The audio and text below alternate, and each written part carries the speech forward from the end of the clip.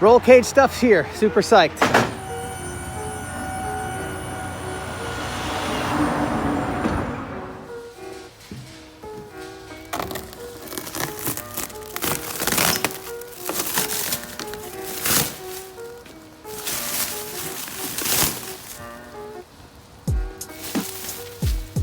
I'm so excited to get going on this because I think it's gonna just be so fast. Either way, it's not just a YouTube video about this cage, but it's about the whole rebuild of my FC RX-7. I've already made a video about like starting the rebuild of it, but either way, I just figured I'd show you. This is the front tube kit. All this needs to be cut off, and then I can install that. I'm gonna do that after I do the rear, the main cage in the car though. This is the main hoop and the rear bars. Everything looks pretty good. Right now I'm just kind of prepping the car for doing all the floor plates and stuff. These are like rear, for the rear speakers. These spot welds have to get drilled out, and these are moved because the plates for the cage mounts to kind of goes down to the lower area on the shock mounts. So gonna have to get rid of the woofers. A little bit disappointed about that. But the floor plates I have kind of set in here quickly. Fitment is great. I mean, these things are like perfect. The front plates here, I just have this taped together, but as you can see, it's like right on the money as far as what are they called, crush boxes? Anyways, I just want to prep the inside of the car and then get going. So Mazda put these little pieces of metal in here to hold the rear speakers. Basically a speaker box enclosure for some powered woofers. I'm pretty disappointed I'm gonna be losing these bad boys, but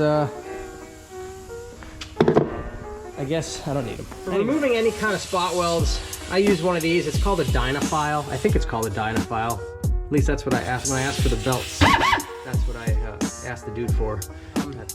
You'll see they work pretty good. A lot of times with drilling out spot welds like this, when you drill with like either like a, I think they're called like a roto broach or like a spot weld cutter or whatever, or even just a drill bit for that matter. Sometimes what you'll do is end up like poking through, and you'll drill through the backer piece. When you use one of these, you don't do that, because really all you're doing is kind of like sanding the sheet metal, or you're sanding the spot weld enough that you only go through the top layer. So check it out.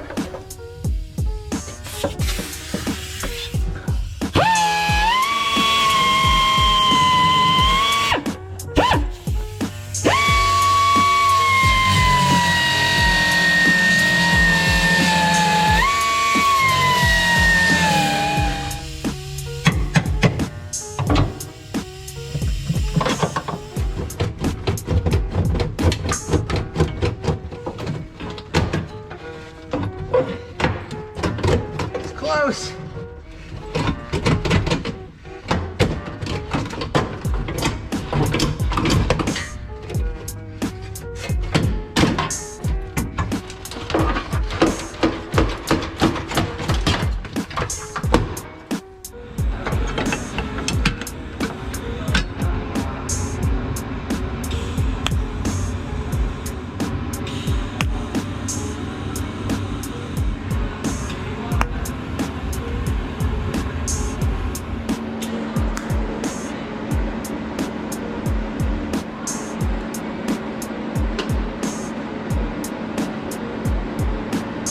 So I'm to the point where I got to put the floor plates in the car before I put the cage in the car. I kind of test fit all of the floor plates here, or I don't know, I guess they're called crush boxes. But these are all fit and welded, so I need to weld these into the car still. But they're all done, those are done, and the front crush boxes up there are done. I do have a little rust spot that I got to take care of. It's right here. I started to cut it out. I got to do a little bit better job of trimming it up and then making a patch. and welding it in. So that's where I'm at right now.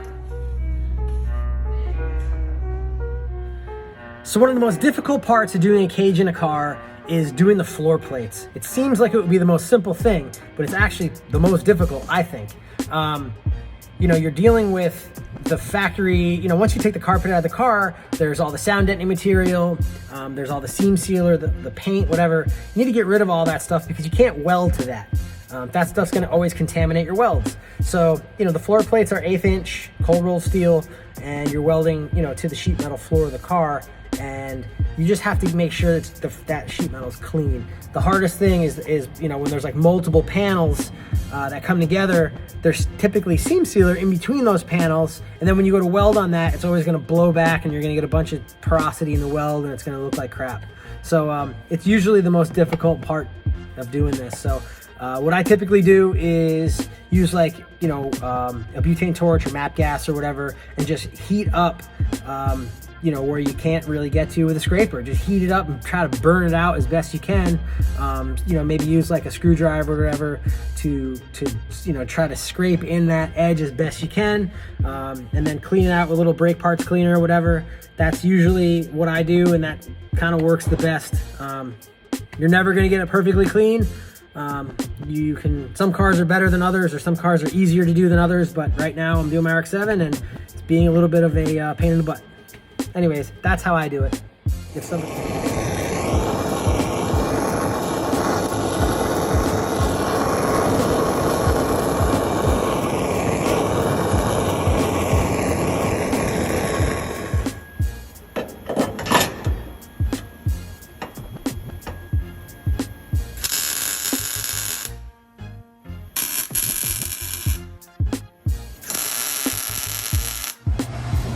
All right, so what has to happen next is body needs to be cleaned up. So I just marked it out with a Sharpie. Now I just need to clean up all that area.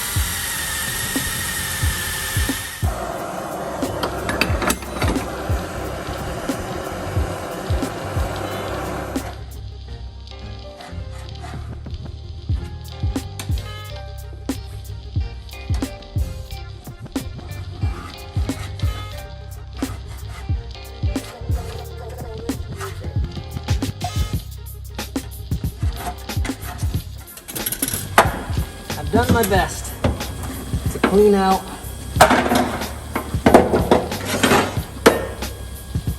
all the seam sealer in there and around there. So I guess the thought is it's sitting pretty flat here. You know, it's almost like, you know, I don't know if these cars are different, but like the shape of this, you know, should just sort of match right there. But what happens then, if that matches, is maybe that's it actually. Or do I pull it over a little bit and tighten up this gap with this? It's like the perfect shape too. Pull it over. Man, this wasn't in the instructions. I'm gonna put it right there.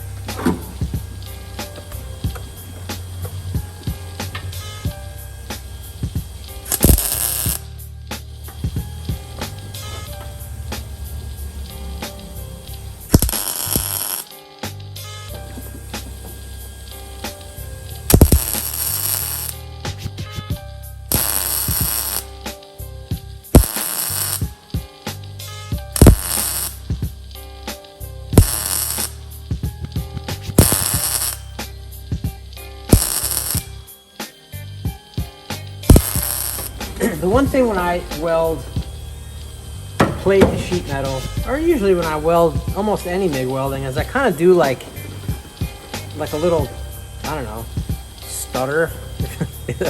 I don't know the proper terminology, but they're almost like little tack welds. Like I'll hit it and then it'll get, you know, bright red, and then I'll let off, and then I'll move a little bit, and then before like the really bright red, before the molten metal like completely goes back to a solid, I'll then hit it again, like bzz, bzz, bzz.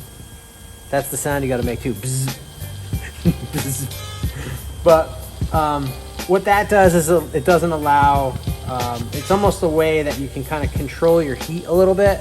If you just welded, you know, from one side all the way to the other, by the time you got, you know, to here, this metal, or all the metal really, gets like preheated, so it melts faster because you're like preheating it. So that one thing, if you like, you know, kind of do that little step or stutter, I never went to welding school, so I don't know if there's like a term for it, but what that does, it just allows you to control your heat.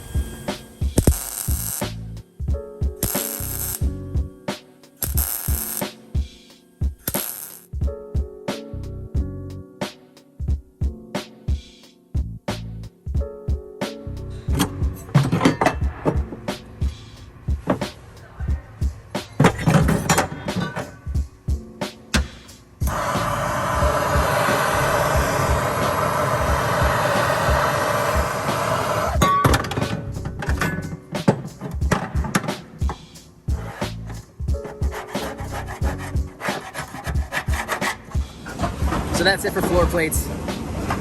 Not that difficult if you just take your time and make sure to clean everything as best you can before you go to weld. See ya.